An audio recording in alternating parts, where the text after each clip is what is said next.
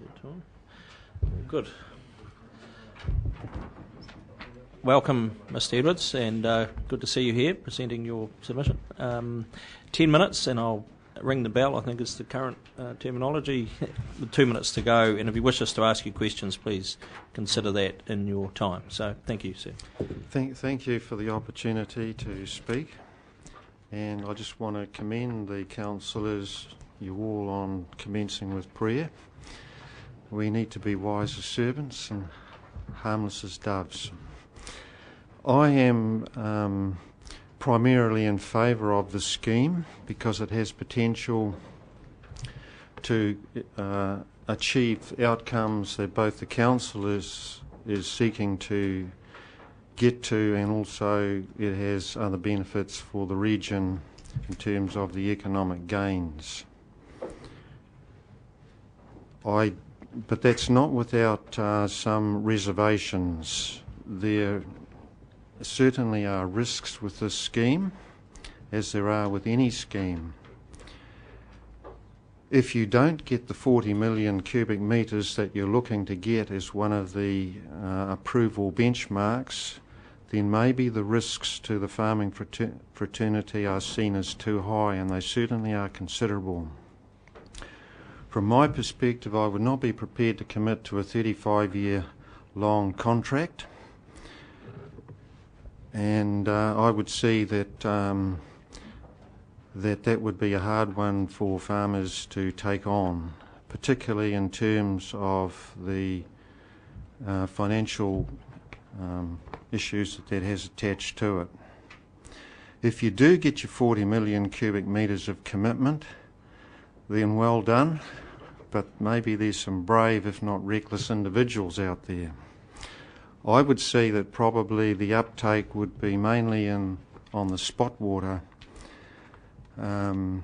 availability in the beginning, and from my perspective, if I was involved in this scheme as a landowner down there, which I'm not, but if I was, I would be starting small and satisfying myself that I could meet the environmental conditions, and then working up from there.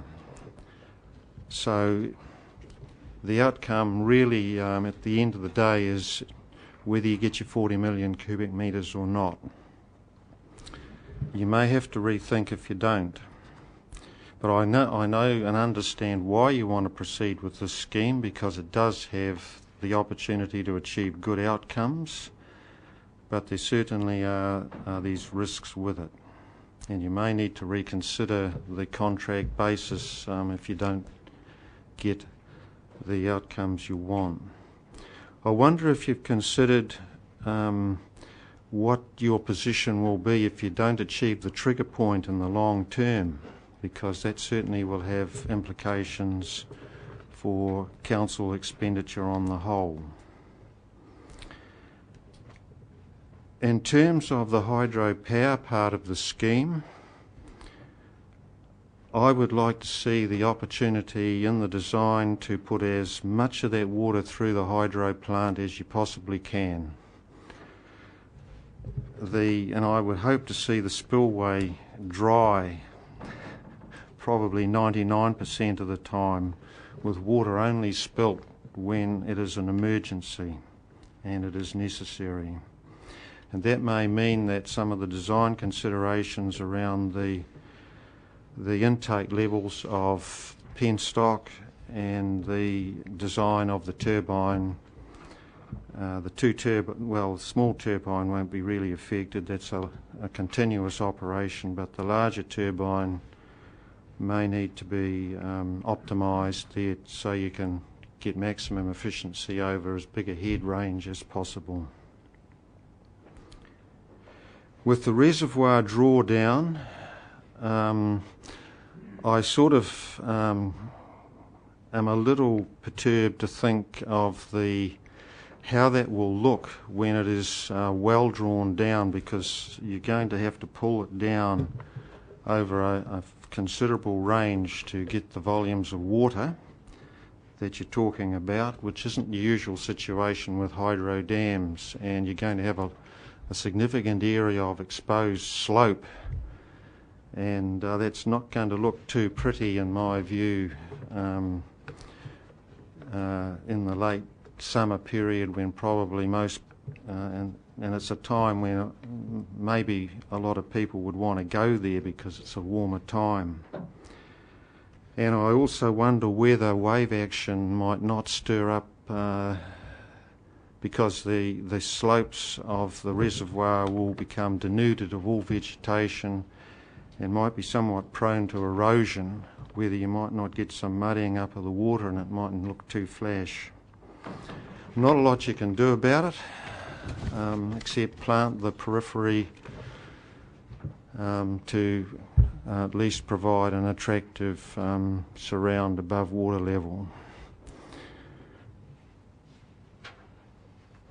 In terms of the overall council longer term spend, I notice that you are planning to spend $750 million over the next 10 years, and probably about $250 million has to be borrowed to support that expenditure if in fact you go down that road. That worries me a bit, because it's a lot of borrowing and it's going to mean a lot of repayment of interest. And to me, spending ratepayers' money on paying interest is not good use of ratepayers' money. And I'd like to suggest that no borrowing goes ahead except for those projects which are absolutely essential. That you work towards trying to fund expenditure out of income. It also could be, I know you've made the statement that you've got the money for this scheme, but if you're then going to turn around and borrow a lot more money than it requires over the next few years, then it can just about be equally argued that you don't have the money for this scheme. You could hold on to the money you've got now and spend it on those future things and borrow the whole lot for Ruatanawha. It's just which way you look at it. In terms of Maori interests, I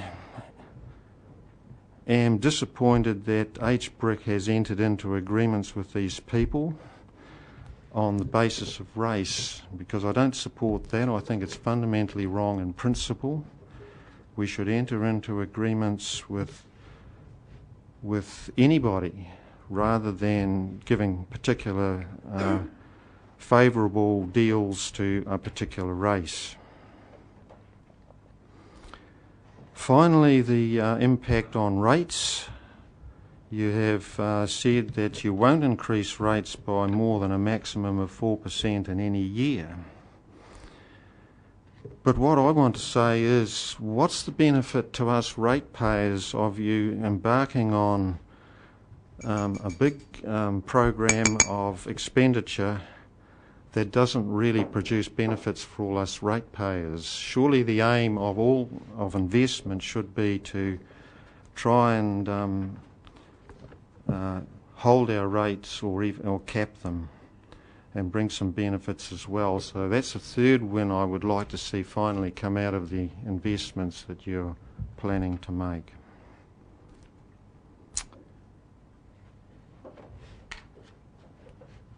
That is all I really wish to have to say. I hope this scheme can go ahead, but it's not without its risks. Thank you, Mr. Edwards. So, any questions for Mr. Edwards? Mr. Mohi.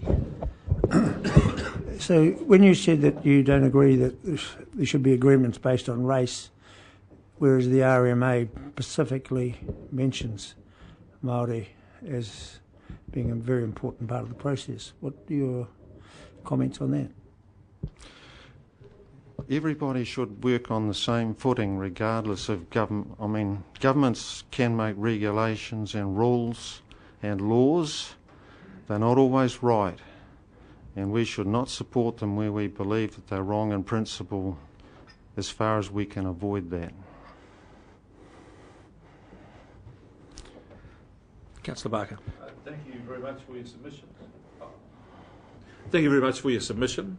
Do you believe that when the council exercises its decision on the 80 million, that it should apply the highest standards of fiduciary duty, that in doing so the councillors should have access to a complete business case updated with all the details, and that councillors should assure themselves that the conditions precedent are met, such as the 40 million cubic metres that it's guaranteed to take and guaranteed to supply?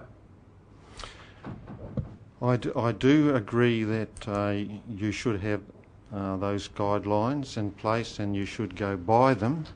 The one concern I have is that the 40 million cubic metres won't achieve, if that's all you do get, it won't achieve a particularly flash rate of return on the investment.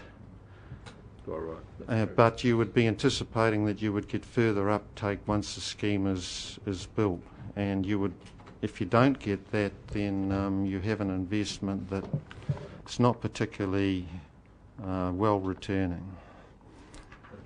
And the other thing that does concern me is dairying is projected to be quite a large part of the new land use if the scheme proceeds. Dairying has particular risks of its own, and not only in the environmental area, but it can earn high returns, but dairy farmers also face very high costs, and there are other risks around dairying as well that aren't particularly being mentioned. Thank you, Mr. Edwards. Yeah, thank you. 10 minutes is up, so thank you very much. Thank you very much for your presentation. Thank you. Okay.